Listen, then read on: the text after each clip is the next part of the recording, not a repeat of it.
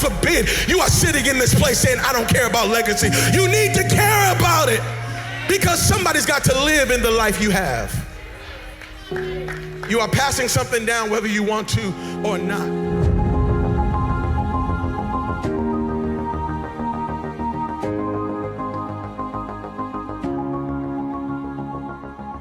Welcome to the Mindset Mastery Podcast. I'm your host, Coach Sam Velazquez, and I want to take a minute today and talk about zeal. And I want to do it in a very practical and a simple way, and hopefully in an encouraging way that will cause you and me in the same manner to actually move towards the very thing that you have zeal for. And the right kind of zeal, meaning we can have zeal for something that is not good. We can have zeal without an understanding of the repercussions of the thing we want to go for. And before we dive any deeper, let me give you a Webster's 1828 definition of what zeal is. In general, zeal is an eagerness of desire to accomplish or obtain some object. It is simply an eagerness of desire to accomplish something or obtain something or some object. And it also goes on to say, and it may be manifested either in favor of any person or thing or in opposition to it and in a good or bad cause. So what I want to speak to though is how zeal, right, to have a zeal for something that hopefully is God-given. It comes from a place inside of you that you cannot shake because you feel passionate about it in such a way that you want to pursue it, but you want to do it with a pure heart and motive because hopefully the thing you're going after has a lot more to do with who it impacts in a good way than necessarily the profit you can make from it. And I wanted to bring this to the table. I put out an email a couple of days ago in regards to zeal and kind of tied it into the idea being that one, we're coming out of Memorial Day weekend, and Memorial Day cannot be summed up in just a short few sentences, so I'm not even going to try to do that. However, in the context of zeal, I want to share a quick story. And I'm going to even preface that story by sharing another kind of parable, if you want to call it that. And I've shared this before, maybe on the podcast. I don't know. I don't remember. It doesn't matter, to be truthful. And it's worth hearing again, if anything else. But simply the parable is this. It's basically around this idea of, and I don't even know that it's a parable because I don't think it's that mysterious necessarily, and it doesn't cause for too much thinking. But on the other hand, maybe it does for some. So it's this. Essentially, there's a boy who's walking along the beach, the seashore, and while he's doing so, he's essentially picking up clams that have washed up on the beach and throwing them back into the water. And back behind him on the pier is a man who's older and says to the boy, "Hey, you cannot save them all." And the boy turns around, he looks at the man, and he turns back around and picks up a clam, and he chucks it into the ocean, and he looks back again at the man and says, "You're right. I cannot save them all, but every one counts."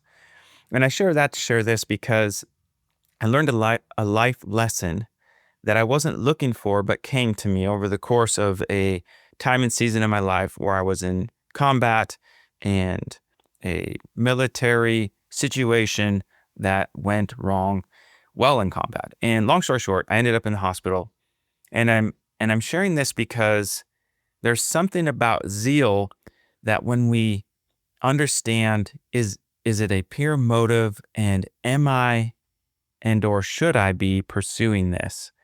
And a couple of things to consider before I get too far and don't maybe put it out there for us as I don't want to say a guide or a limiting factor, but something to be more of considering, right? Because whatever I'm going after in life, whatever I'm passionately pursuing with zeal, with an eagerness, with a desire to accomplish it or to obtain it, I want to be doing it while also being in alignment with what it is God has for me, right? Not so I gain something, but more importantly, it's not even just what he has for me, it's what he has me doing that's going to have the greatest impact on people around me.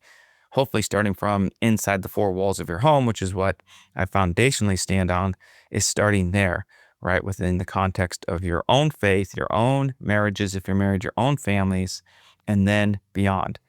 So the story goes like this essentially, and this is true, this happened. And why the story of every single one counts leads into this is because this gentleman came into our room while I was injured. We're laying there, and imagine now we're in Bethesda, Maryland Naval Hospital. It is a huge hospital. Most hospitals are rather large buildings anyways, but this is an exceptionally big hospital. And if I remember correctly, we're on like the 12th to 15th floor in the particular wing in which we're in. And this gentleman was coming up to pay respects to the service members who had been injured during the Operation Iraqi Freedom. This would have been our second tour. So this is Operation OIF 2 is what they'd say, Operation Iraqi Freedom 2. And he was coming up to just say thank you and offer whatever condolences he could. But I could hear him coming in the hall. I didn't know it was him, but I knew there was someone coming because the gentleman would continually express he doesn't need help. He didn't want the nurses helping him.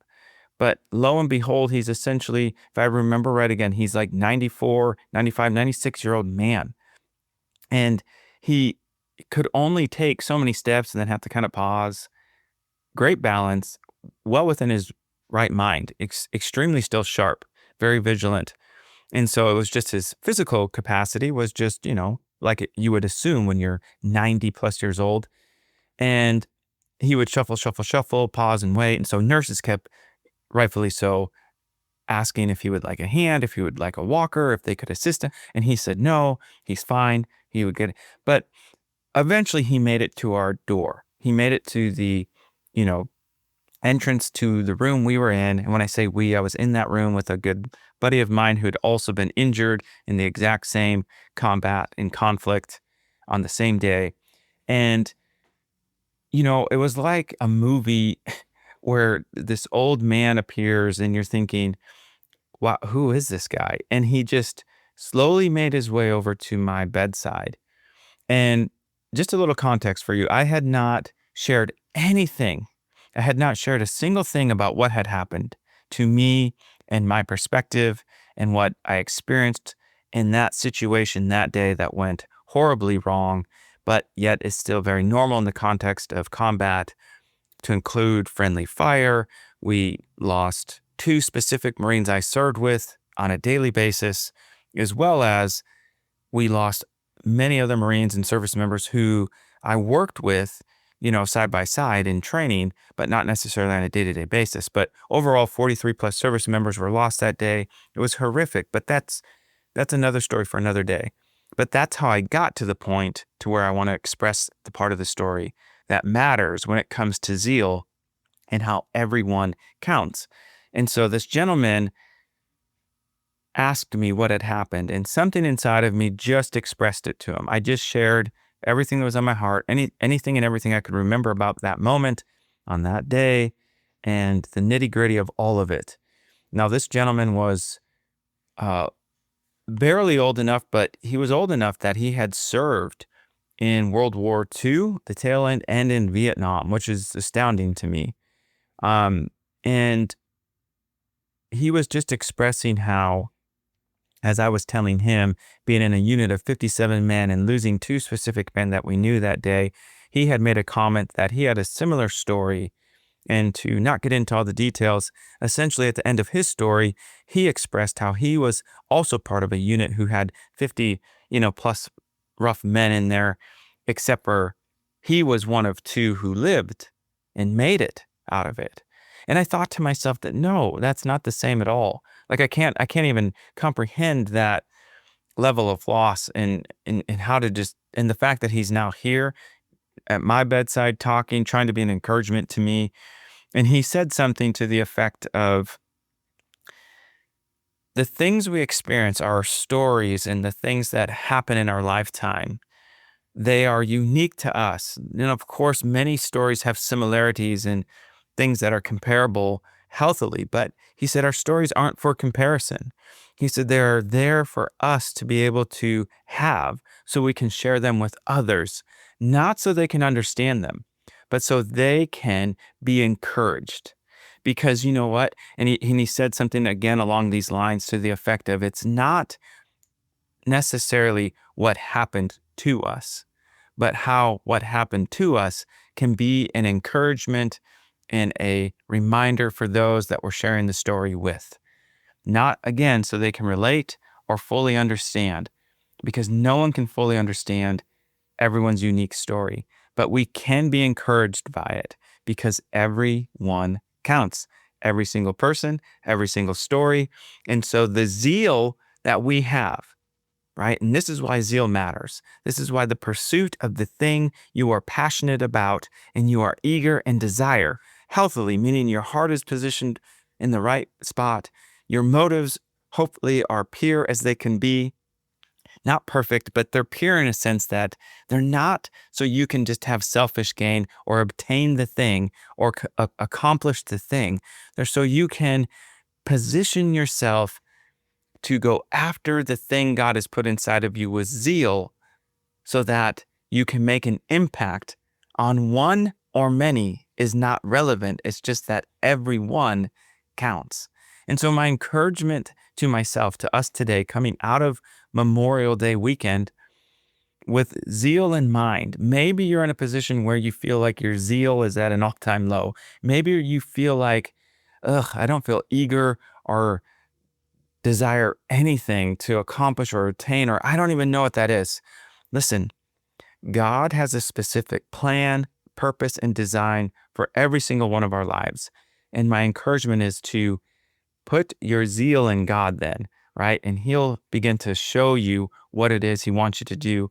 And maybe you know what that is, but you just feel like over time you've been discouraged or whatever. Remember, everyone counts. And just like the old man on the pier, there will always be people who will discourage us or maybe even just state the fact, right? Because that is true. He's not going to be able to save every single clam. But that's not relevant to the desire and the eagerness that the boy had, which is that he just thought, you know what? I desire to make an impact, even if it's just one, because every one counts. And so if I can say it this way, is find your zeal for the one, because everyone counts.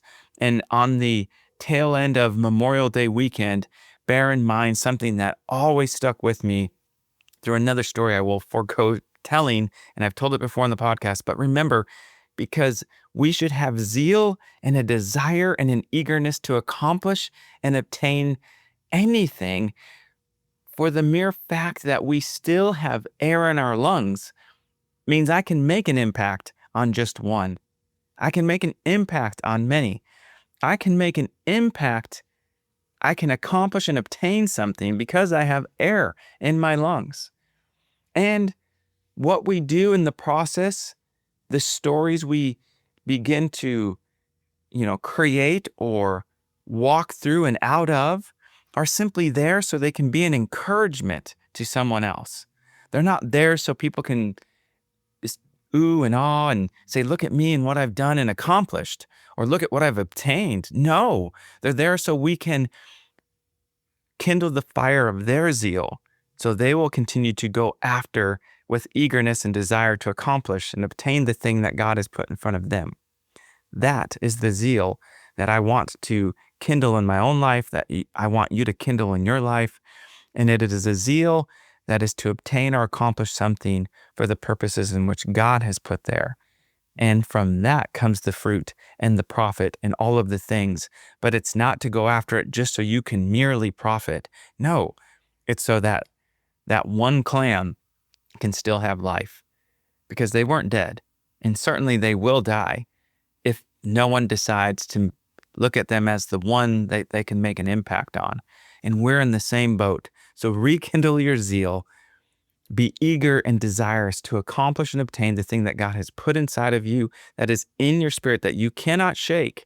You try to, even with the best ability you have, it doesn't go away because you know. And that is just one way that I believe you can have an assurance and a hope, because you know God's put it there, because it doesn't go away.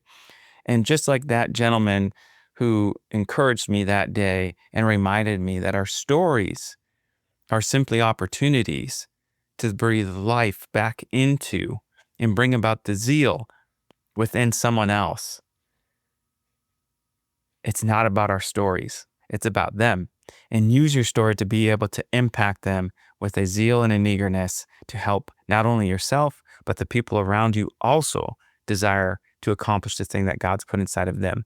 You guys, I appreciate you tuning in today. As always, if you would like to connect on a more intimate or personal level, hey, sign up for a free coaching call. I specifically work with successful entrepreneurs who not only want to be successful in their business, but want to do it without compromising the home and the things that matter most, like your faith, your marriage, your family, right? So what good is it if we profit the whole world, but we lose our souls? And so I deep focus on that and help you navigate those challenges of the four walls so your business can continue to thrive, but not so much that it compromises, again, what matters most to you. So sign up for a free coaching call, sign up for the free email I send out weekly to just help get us motivated and hopefully in the right mindset for the week as we face just everyday challenges that we all butt up against in our everyday lives, to be encouraged to start off the week with a positive. And as always, I appreciate you for tuning in today. I am Coach Sam Velazquez with the Mindset Mastery Podcast, and we will see you on the other side. Peace. God forbid you are sitting in this place saying, I don't care about legacy. You need to care about it, because somebody's got to live in the life you have. You are passing something down whether you want to or not.